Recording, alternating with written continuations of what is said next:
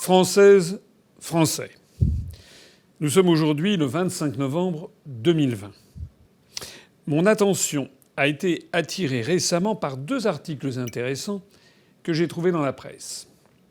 Le premier article, c'est un article de Ouest France du 9 novembre qui concerne un restaurateur de Pontivy en Bretagne. Il a la malchance d'avoir un restaurant de restauration rapide à côté de son propre restaurant et il y voit à toute heure du jour et même d'une partie de la nuit une file d'attente de clients qui viennent y acheter de la nourriture à emporter. Il ressent cette situation comme très injuste car il a, lui, un vrai restaurant et il n'a pas le droit d'ouvrir à cause des mesures Macron-Castex. La seule chose qu'il peut faire, c'est ce que nous raconte cet article de Ouest France, c'est de la nourriture à emporter comme le fast-food d'à côté, mais il n'est pas équipé pour ça. Et le public ne pense pas à venir chez lui pour en acheter. En bref, son chiffre d'affaires s'est effondré. Le restaurateur est très en colère, comme la plupart des restaurateurs de France, et il a bien raison de l'être. Les décisions de Macron et de Castex ont pour conséquence non seulement de le forcer, lui, au chômage technique, mais aussi son cuisinier, ses employés, et de pousser tout ce petit monde dans de graves difficultés financières, alors que le fast-food américain à côté fait d'excellentes affaires. J'ai déjà eu l'occasion de le dire, cette situation est absurde, elle est injuste. On aurait très bien pu autoriser les restaurateurs à rester ouverts en continuant à servir le client avec la distanciation sociale préalable. Du reste, on a appris ces jours-ci par une émission de LCI elle-même que ce reconfinement n'est pas à l'origine de la décrue de la deuxième vague. Bon, mais n'est-ce pas dû précisément au reconfinement ? Eh bien, c'est évidemment la première idée, la première piste qui vient à l'esprit, et ça a sûrement joué. Mais regardez, reprenons le nombre de contaminations quotidiennes. Le pic a été atteint le 2 novembre, soit le 4e jour seulement du confinement. C'est beaucoup trop court pour que cette baisse soit directement liée au confinement. Cette hypothèse ne tient donc pas. Notons au passage qu'avec une pareille information, LCI serait traitée de complotiste si cette chaîne de télévision n'était pas une filiale de TF1. Alors je conclurai en vous incitant, si vous devez ne pas manger chez vous, à aller plutôt chercher des plats emportés dans des petits restaurants si vous en avez la possibilité. Le deuxième article dont je veux vous parler est paru dans le Figaro du 9 novembre. Il concerne cette fois-ci des jeunes catholiques qui se sont mobilisés parce qu'ils veulent que la messe, qui est un sacrement, puisse continuer à être célébrée, alors que le gouvernement a décidé de l'interdire. Même si le cas est bien différent de celui du restaurateur de Pontivy dont je parlais à l'instant, je suis choqué de la même façon que Macron et Castex aient pris des décisions unilatérales qui viennent perturber la vie des gens. Rien n'a été discuté ni négocié avec les fidèles, que ce soit les fidèles de l'Église catholique ou d'autres cultes religieux. Pourquoi autoriser que des gens puissent se rendre dans des supermarchés et leur interdire d'aller dans une église, une cathédrale, une mosquée ou une synagogue ? Après tout, comme pour les restaurateurs, on peut imposer des mesures de distanciation sociale pendant les messes. Bon, maintenant, j'en viens à l'autre objet de cet entretien. Pourquoi est-ce que je vous parle de ces deux articles, qui sont intéressants en eux-mêmes et qui pointent des situations assez scandaleuses ? Mais si je veux vous en parler, c'est parce qu'ils ont tous les deux été rédigés pour la même raison. Ouest France a consacré un article au restaurateur parce que celui-ci a fait une vidéo décrivant sa situation dramatique. Et si Ouest France a fait cet article, c'est parce que cette vidéo a eu du retentissement sur Internet. En 5 jours, c'est ce que dit l'article, il a obtenu 50 000 vues sur Facebook. 50 000 vues sur Facebook. Ouest France s'extasie de ce nombre, présente ainsi la vidéo comme une vidéo virale, et c'est pour ça qu'il lui consacre un article véritable avec un entretien à la clé. Quant au Figaro, il a consacré lui aussi tout un article, et cette fois-ci à des jeunes catholiques qui réclament le rétablissement de la messe. C'est aussi pour la même raison, parce que ce groupe de jeunes a agi comme le restaurateur. Ils ont fait une vidéo qui a obtenu 90 000 vues en 5 jours. Le Figaro s'est extasié de ce nombre, 90 000 vues sur YouTube, et c'est pour ça qu'ils ont fait un article. Alors, je résume la situation.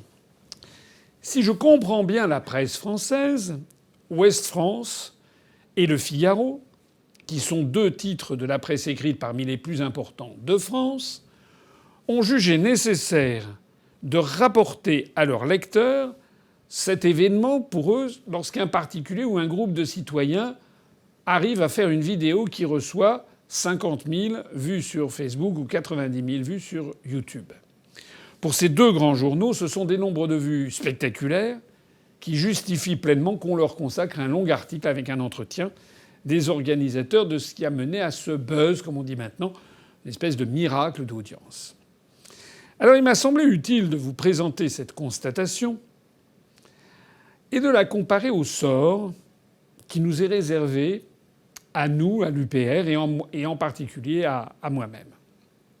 Je voudrais signaler ici que depuis la rentrée de septembre 2020, nous avons fait un certain nombre de vidéos sur UPR TV qui ont réalisé chacune des centaines de milliers de vues. Il y en a même plusieurs d'entre elles qui ont largement dépassé le million de vues. Ma vidéo sur l'incroyable exigence du Fonds monétaire international vis-à-vis de la Biélorussie a été mise en ligne le 7 septembre. Et aujourd'hui, le 25 novembre, c'est-à-dire 2 mois et demi de temps après, cette vidéo a dépassé 1,8 million de vues sur Facebook et 150 000 vues sur YouTube. C'est-à-dire 1 965 000 vues, allez, en gros, près de 2 millions de vues cumulées.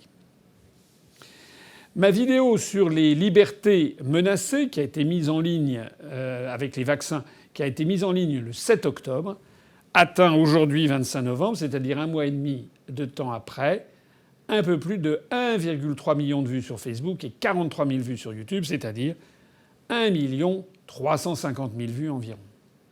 Ma vidéo sur le reconfinement suite au discours de Macron a été mise en ligne le 29 octobre, il y a bientôt un mois. Aujourd'hui, elle dépasse 1 300 000 vues sur Facebook et 356 000 vues sur YouTube, c'est-à-dire 1 650 000 vues. Et puis enfin, je citerai ma très récente vidéo sur l'élection de Biden telle qu'elle a été annoncée par les médias. Nous l'avons mise en ligne le 9 novembre. Aujourd'hui, le 25 novembre, c'est-à-dire 15 jours après, cette vidéo a obtenu 929 000 vues sur Facebook, 467 000 vues sur YouTube, c'est-à-dire 1 400 000 vues en cumulé. Je pourrais... Alors ça veut donc dire, depuis la rentrée, nous avons donc fait 4 vidéos qui ont dépassé largement 1 million de vues, et même 1 350 000, 1 650 000 et près de 2 millions. Je pourrais aussi citer ma vidéo sur les raisons de l'empressement de certains responsables mondiaux à féliciter Joe Biden pour son élection. On a mis en ligne cette vidéo le 14 novembre. Aujourd'hui, ça fait 10 jours après, nous en sommes à 900 000 vues, dont 500 000 vues sur Facebook et 400 000 vues sur YouTube. On va franchir le million dans les tout prochains jours. Bon. Je ne vais pas récapituler toutes nos vidéos, je vous rassure. Ça fait déjà beaucoup de chiffres. Je m'arrête là.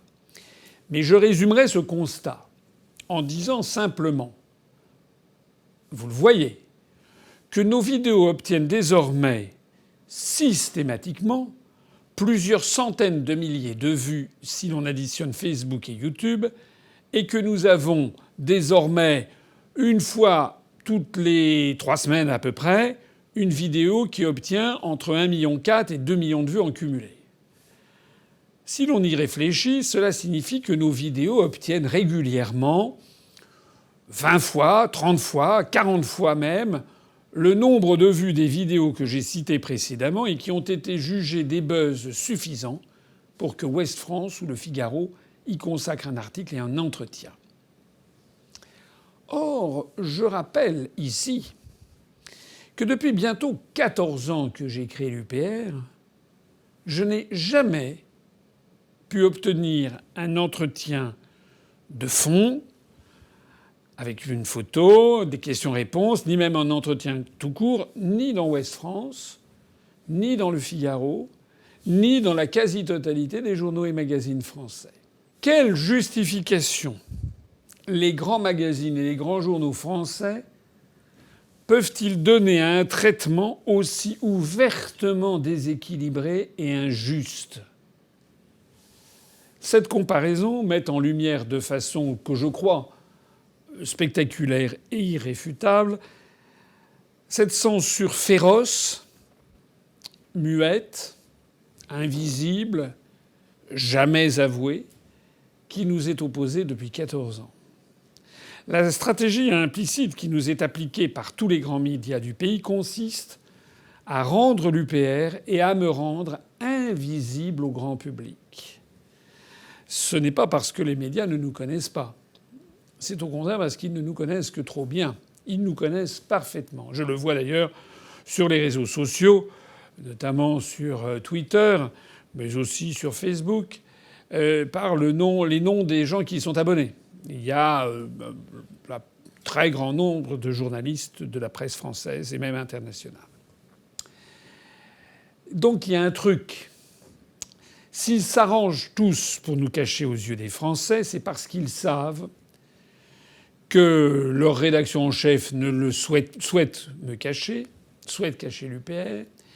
Et si leur rédaction en chef ou si les propriétaires des médias le souhaitent, c'est parce qu'ils savent que nous sommes droits, purs et fidèles, comme le disait De Gaulle, à l'engagement initial pour lequel j'ai créé l'UPR. Alors vous allez me permettre de prendre ici une image, parce que j'y ai réfléchi, je pense que c'est une bonne façon de comprendre ce qui se passe dans la politique. Pour bien comprendre ce qui se passe en politique, il faut imaginer que les grands médias agissent avec les partis et les responsables politiques exactement comme les chaînes d'hypermarchés avec leurs fournisseurs. Qu'est-ce qui se passe dans un hypermarché ? Il y a beaucoup de fournisseurs qui se pressent pour obtenir de pouvoir vendre leurs produits, parce qu'il y a énormément de clients qui passent dans un hypermarché et qui sont là pour acheter justement des produits. Comme il y a beaucoup plus de demandes de fournisseurs qu'il n'y a de place pour présenter des produits, la direction de l'hypermarché, elle est la reine pour décider de qui elle va retenir comme fournisseur. Dans le langage du métier, on parle des fournisseurs qui vont être référencés. Référencés, c'est-à-dire qu'ils vont avoir droit à être commercialisés dans l'hypermarché. Mais il y en a d'autres qui ne seront pas référencés. Alors, comment ça se passe ? La direction de l'hypermarché, elle va demander à chaque fournisseur de lui accorder la plus grande marge possible. Par exemple, je sais pas, pour le rayon des pâtes ou des raviolis en conserve, elle va retenir plusieurs marques, les plus connues, mais en demandant à chacune d'entre elles la plus grosse marge, des remises, des ristournes, etc. Et ensuite, elle va mettre en avant, dans les meilleures positions, les boîtes de raviolis en fonction du profit escompté pour chacune d'entre elles. Le fournisseur qui lui aura accordé la meilleure marge, donc qui lui assurera le meilleur profit, eh bien, il aura droit de voir ses produits installés à la meilleure place possible. Ils seront placés, par exemple, en tête de gondole, comme on dit, c'est-à-dire en bout de rayon, juste devant une très grande allée où passent des milliers d'acheteurs par jour. Et puis, il y aura des dispositifs promotionnels qui attirera l'attention sur ce produit. Et puis les mêmes boîtes de raviolis pourront, par exemple, être placées en milieu de rayon, en plus de la tête de gondole, sur 40 ou 50 cm de linéaire, à 1,60 m, 1,70 m du sol, de telle sorte que le regard des acheteurs qui passent dans une petite allée tombe spontanément dessus. Ce qu'il faut comprendre, c'est que l'hypermarché, pour rester attractif, il doit proposer plusieurs produits. Sinon, les clients, ils s'en iraient. Ils estimeraient qu'ils n'ont pas assez de choix. Donc l'hypermarché, il va référencer plusieurs produits. Il va mettre en avant celui qui lui procure les meilleures marges, qui lui donne le plus de profit, mais il va accorder aussi une place à d'autres producteurs qui lui feront moins de profit. Et moins le profit sera élevé, et moins la place sera bonne. On verra donc des boîtes de raviolis qui seront disposées en rayon à des endroits moins visibles, plus difficiles d'accès. L'acheteur devra lever la tête pour prendre la marque dont il a l'habitude, pour le glisser dans son chariot, ou bien alors il devra se casser en deux pour dénicher la boîte dans le rayonnage le plus bas, à 20 cm de sol. Et puis, si un fournisseur propose des plats préparés bien meilleurs, par exemple des raviolis frais, délicieux, de qualité artisanale, de qualité bio par exemple, mais à un prix élevé, et qui ne cède qu'une marge très très faible, et qui en plus demande d'être conditionné dans un rayon frais, l'hypermarché va décider peut-être de ne pas le référencer du tout. C'est-à-dire qu'on ne pourra pas trouver le produit dans son hypermarché. Ou alors, s'il l'accepte, il le mettra en rayon ailleurs, au rayon des produits frais. Il aura très peu de visibilité, il ne sera pas facile à trouver. Pour l'acheter, il faudra donc que l'acheteur cherche le bon produit et qu'il soit un client averti, qu'il connaisse l'existence de ce fournisseur particulier et qu'il ait la patience de le chercher pour l'acheter. Alors, je sais que tout ce développement vous paraît un peu surprenant, mais pourquoi je vous dis tout ça? Parce que ce que je viens de vous décrire, d'abord, c'est une expérience que tout le monde fait dès qu'il va faire des courses dans une grande surface. Vous avez tous vu ça. C'est ce qu'on appelle en anglo-saxon le merchandising, et c'est un mot anglais qui a été traduit en français par le marchandisage, et donc qui consiste, c'est tout l'art de placer les produits en mettant en avant, pour qu'ils se vendent le mieux, les produits qui rapportent le plus. Et si je vous dis tout ça, c'est parce que si vous avez bien compris, vous allez tout comprendre maintenant, comment les médias tordent, biaisent les choix démocratiques dans les démocraties, en particulier en France. Ça fonctionne comme un hypermarché. Comme pour les hypermarchés, il faut que les médias proposent plusieurs partis, plusieurs candidats aux électeurs. Sinon, les candidats penseraient qu'ils n'ont pas le choix. Mais les médias ne vont pas présenter tous les candidats. Ils ne vont présenter que les candidats quand même qui leur rapportent le plus. Les médias vont accorder la meilleure place aux candidats qui leur rapportent le plus, de même qu'un hypermarché va mettre en avant la boîte de raviolis qui rapporte le plus.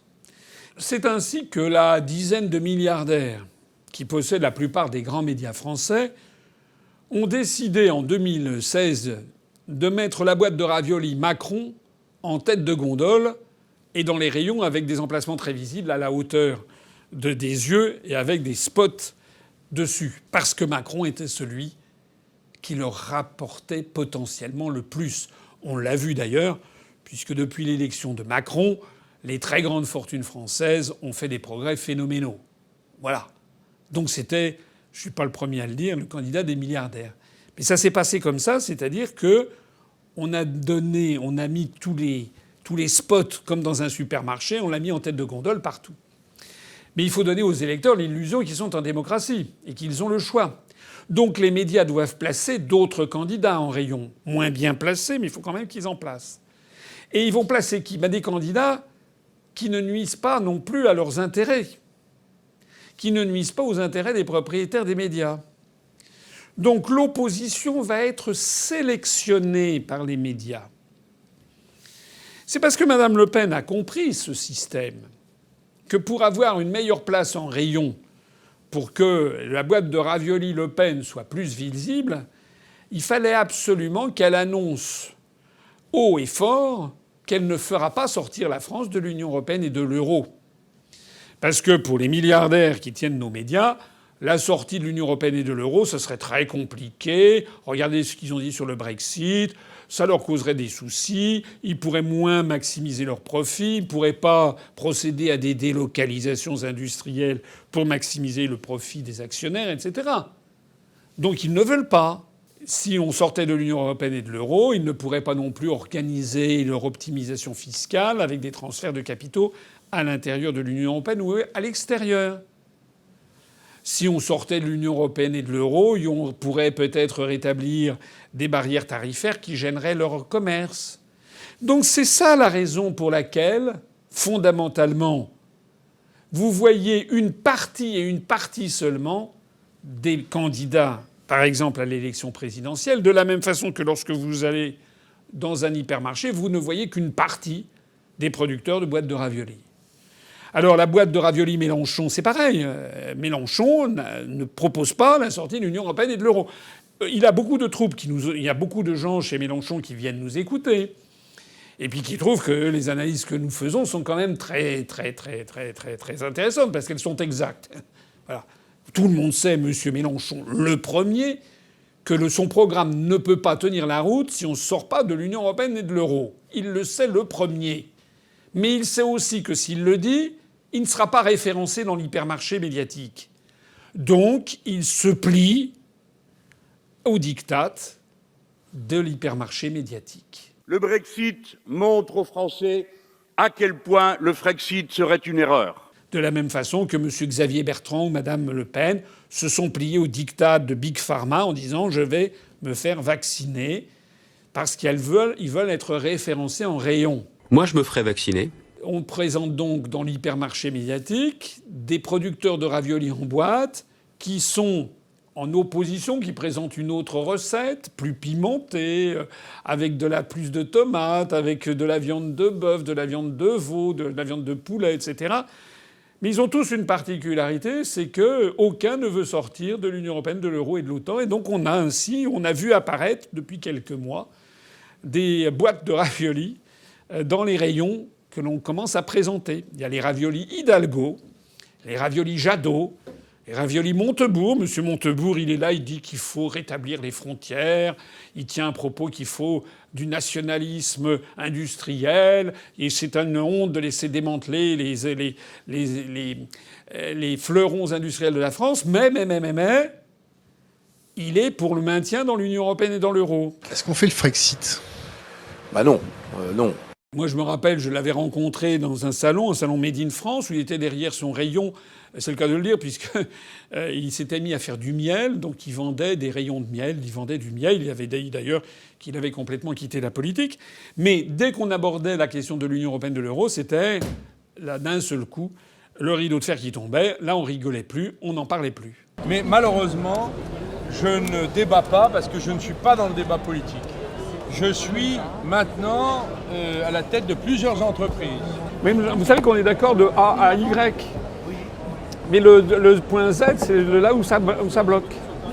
Vous ne tirez pas la conséquence de ce que vous dites. Non, parce que je la connais, la conséquence. Et que je l'ai étudiée, je l'ai fait étudier, parce que ce point de vue m'a toujours intéressé, mais je pense que ce serait une erreur. Donc c'est mon point de vue. Article 5 de la Constitution, le président de la République est le garant du respect des traités. Oui, mais les traités, ça se change. Oui, à l'unanimité, article 48 du traité de l'Union européenne. Mais ça ne marchera pas. Donc ça ne marche pas. Voilà. Donc il faut en tirer les conséquences comme les Britanniques. Les Britanniques ne sont pas dans l'euro. Oui, mais de toute façon, l'euro va exploser, vous le savez. Ben écoutez, on attendra qu'il explose. Mais je pense qu'à froid, les dégâts seront si considérables. Et à chaud, alors ça sera bien pire. Les dégâts seront considérables, surtout si c'est unilatéralement fait par la France. Voilà mon point de vue sincère, M. Asselineau. Alors il n'y a pas que les raviolis Montebourg, Hidalgo, Jadot, il y a le ravioli Pécresse, le ravioli Xavier Bertrand, le ravioli Général de Villiers qu'on nous a sorti comme ça en devanture, et j'en passe. On en présente des publicités à la télé, dans les médias, dans les journaux, pour voir comment réagissent les consommateurs. Mais tout ceci se fait à une condition formelle. Aucune de ces nouvelles marques, aucun de ces nouveaux candidats à l'élection présidentielle ne doit jamais proposer la sortie de l'Union européenne, de l'euro et de l'OTAN. Voilà. Et puis peut-être que vous aimez les bons plats. Peut-être que quand vous allez dans un hypermarché, et si vous voulez inviter des amis, ou si vous aimez la gastronomie italienne, par exemple, pour filer la métaphore, ben vous savez que c'est pas dans un hypermarché que vous allez acheter les meilleurs raviolis. Ou dans un hypermarché, il faudra aller au rayon des produits frais pour acheter des raviolis faits maison, etc. Et là, d'un seul coup, vous aurez la saveur, vous aurez tout ce que vous cherchez. Eh ben c'est pareil en politique. Si vous voulez trouver le candidat qui convient à l'intérêt de la France, à l'intérêt du peuple français, et pas à l'intérêt de l'oligarchie, eh ben, il faut trouver le candidat qui vous propose ce que refuse l'oligarchie. Ben, il n'y en a pas 50. Hein. C'est nous, c'est l'UPR. Comme dans les hypermarchés qui ne référencent pas les meilleurs produits parce que ces produits, ils ne leur rapportent pas assez d'argent, ils n'ont pas de marge suffisante, eh bien tous les grands médias refusent de référencer l'UPR, refusent de me référencer, c'est-à-dire refusent de me recevoir. De même que les hypermarchés ne veulent surtout pas perdre les produits industriels malsains et immangeables qu'ils servent dans les rayons, mais qui leur rapportent tant, les médias ne veulent surtout pas voir le peuple confier le pouvoir de la France à de nouvelles autorités qui seraient des autorités UPR qui leur rapporteraient à eux, les milliardaires, beaucoup moins. Ce système convient parfaitement aux oligarques. Avec ce système de mise en rayon, de mise en tête de gondole, avec des opérations promotionnelles, des spots, etc., vous voyez bien ce que c'est. Ça veut dire Ces candidats, Macron notamment en 2016, 2017, qui passaient constamment à la télévision. Avec ce système, les possesseurs des médias, qui possèdent également, souvent d'ailleurs, des grandes et qui ont des fonds placés dans des grandes entreprises, etc. Eh bien, ils orientent la démocratie. Ils orientent le choix des électeurs en France, comme dans un hypermarché, on oriente inconsciemment les achats du public, parce que vous êtes pressé, vous avez des amis, je sais pas où vous voulez, vous passez dans un hypermarché, vous dites tiens je vais acheter des raviolis, vous n'avez pas d'idée particulière en tête, vous passez dans un rayon, vous voyez ah bah tiens voilà les raviolis, je prends ce que je trouve. On pourrait multiplier les exemples à l'infini. Par exemple, en 2010, 2011, 2012, il y avait une boîte de raviolis qui se vendait sans difficulté. C'était la boîte de raviolis DSK. M. Strauss-Kahn avait été prévendu, si l'on peut dire, par les hypermarchés. C'est-à-dire qu'on entendait dans le débat public « M. Strauss-Kahn, il est bien, il est bien, il est bien, il est bien, ce sera lui le prochain président ». Il faisait rien de particulier. Il avait été au FMI. Le bilan qu'il avait au FMI était vraiment assez mauvais, il faudrait en parler, et je ne parle pas seulement de l'affaire de New York, je dis bien avant, mais c'était comme ça. Il y avait une promotion qui était faite en fait par l'hypermarché médiatique de M. Strauss-Kahn. Actuellement d'ailleurs, je vois Mme Le Pen, elle ne fait pas grand-chose d'ailleurs. Elle ne se décarcasse pas, elle n'est pas comme moi à faire en permanence des vidéos, à être en permanence sur le terrain, à être en permanence sur les réseaux sociaux, etc. Pas seulement moi, mais l'équipe qui est avec moi. Parce que nous, on lutte pour se faire connaître du peuple français, mais il y a une chape de plomb qui repose sur nous, alors que Mme Le Pen, elle est là, elle a table ouverte dans les médias. Quand elle n'est pas là, on ne parle que d'elle, on sort des sondages qui lui donnent ci, qui lui donnent ça, donc elle est à la tête d'un fonds de commerce. D'où l'on peut d'ailleurs déduire que les propriétaires de l'hypermarché médiatique font mousser Macron, mais font également mousser Mme Le Pen. Donc Mme Le Pen entre dans leurs calculs pour 2022, bien entendu. Alors tout ce que je viens de vous dire explique cette phrase terrible que j'entends souvent malheureusement. J'entends souvent des gens qui disent autour de moi, ou je le lis dans des forums de discussion sur tel ou tel journal, dans le Figaro ou dans le Parisien, etc., des gens qui disent « Ah ben moi je veux pas d'un deuxième tour Le Pen-Macron ». Il y en a énormément de Français ne veulent pas d'un deuxième tour Le Pen-Macron parce qu'ils savent que Macron sera élu. Mais, disent-ils, je crains bien que ça soit le cas parce qu'on n'a pas le choix.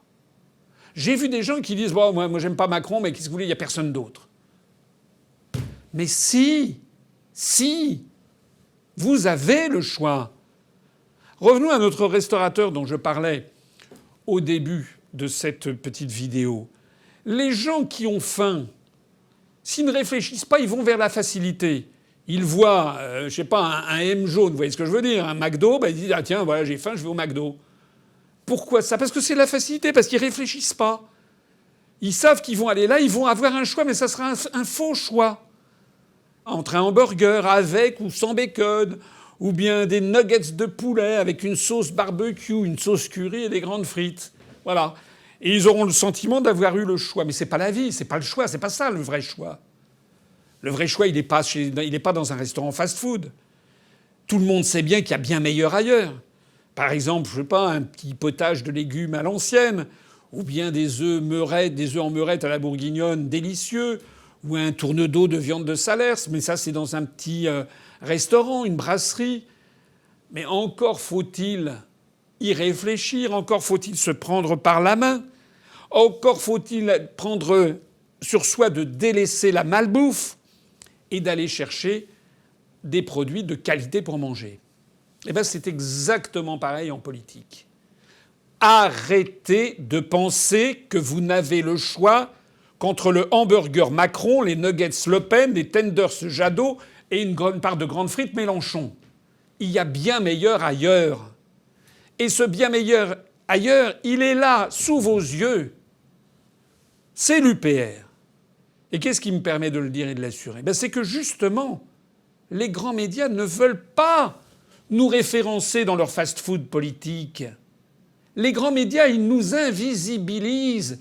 Parce que les grands médias et leurs propriétaires savent que s'ils commencent à me donner la parole, comme ils la donnent à des gens qui ne sont même pas candidats à l'élection présidentielle, des gens qui ne sont même plus en politique, ils le donnent à ces gens-là parce qu'ils ne sont pas dangereux. Ce qui le prouve également, Ce qui prouve la qualité de la brasserie ou du petit resto Asselineau, ce sont les millions de vues que nous accumulons désormais sur nos chaînes et dont je viens de vous parler tout à l'heure, 1 400 000 vues, 1 650 000 vues. Alors, je conclus et je vous demande de réfléchir à tout ce que je viens de vous dire. Si vous n'en pouvez plus, si vous voulez que ça change en 2022, il faut que vous compreniez que les médias hypermarchés vous cacheront le meilleur produit. Ils vous cacheront l'UPR et son candidat parce que c'est celui qui leur rapportera le moins à eux, les détenteurs des médias, mais qui se propose de rapporter le plus au peuple français. Il faut donc, c'est capital ce que je vous dis, parce que les médias veulent notre peau. Il faut le savoir, c'est clair et net. Les médias, les instituts de sondage organisent mon invisibilité. Et le CSA est parti dans le décor, ne sert plus à rien. Il faut donc, et il est temps de se réveiller, 2022 c'est dans 1 an et demi, il faut donc que vous décidiez dans votre tête que vous avez le choix. Que le choix que vous disent les médias est un faux choix puisque ce sont les médias qui vous le dictent. Ne vous laissez pas dicter le choix des candidats par les grands médias. Si j'ai donc un conseil fondamental à vous donner, c'est de vous détourner de toutes les émissions politiques, des télés, des radios, et de vous réfugier sur Internet et tout spécialement sur UPR TV. De venir voir nos analyses, de venir voir nos propositions, de venir voir nos commentaires, de venir voir comment on explique pourquoi un tel et un tel a un programme qui est délibérément contradictoire, parce qu'ils savent qu'ils doivent se plier à l'oligarchie. Mais si vous avez des gens qui se plient à l'oligarchie maintenant, ils se plieront à l'oligarchie tout le temps. Une fois qu'ils seront élus à l'Élysée, vous savez, comme ils auront donné tous les gages nécessaires, ils ne feront pas la politique que vous imaginez, ils feront la politique qu'ils ont approuvée devant vous. Ils resteront dans l'Union européenne, ils resteront dans l'euro, ils resteront dans l'OTAN. Dès lors, ils feront à 98% la même politique que Macron et qu'avant Macron, Sarkozy, et qu'avant entre Sarkozy et Macron, Hollande. Il faut le faire savoir qu'il y a un choix. Faites-le savoir tout autour de vous. La libération de la France se passera en dehors des médias qui placent les Français sous hypnose, comme Macron le fait. Nous pouvons et nous devons parvenir au pouvoir sans les grands médias, avec notre propre réseau de communication. Et quand je dis ça, ça n'est pas du rêve, il suffit de se mobiliser. C'est comme cela que Charles de Gaulle et le Conseil national de la Résistance ont fini par se faire connaître de tous les Français par la BBC, par les journaux clandestins, parce que de Gaulle et les résistants ne pouvaient pas compter sur Radio Paris. Radio Paris ment, Radio Paris ment, Radio Paris est allemand. C'est ce que disait Pierre Dac, qui faisait partie de la Résistance. Radio Paris ment, Radio Paris est allemand. C'est de la même façon que des responsables politiques sont arrivés au pouvoir suprême en Inde, comme Narendra Modi, qui était blacklisté des médias. Beppe Grillo en Italie, Donald Trump aux États-Unis. C'est pas forcément des modèles, mais ils ont tous réussi à parvenir au pouvoir malgré le barrage médiatique impitoyable qui leur était opposé. Mais ça nécessite pour cela d'avoir un peuple qui se redresse, un peuple qui ne soit pas avachi et un peuple qui ne se laisse pas dicter ce qu'il faut penser par des sondages. C'était Coluche qui disait « Les sondages, ça sert à dire aux gens ce qu'il faut qu'ils pensent. N'écoutez plus les sondages. N'allez plus regarder TF1, BFM TV. Ce sont des entreprises aux mains de milliardaires qui veulent vous spolier. N'écoutez pas donc les avocats des gens qui sont vos patrons. Il faut que vous changiez de source d'information. C'est capital pour remuer le marigot politique et faire apparaître une force nouvelle en 2022. Si vous voulez m'aider, si vous voulez nous aider, si vous voulez que nous participions à la prochaine élection présidentielle, eh bien, il faut d'ores et déjà se mobiliser, notamment en termes d'adhésion et de dons. Voilà. Vous ne pourrez pas dire ensuite que vous ne le saviez pas. Vive la République et vive la France.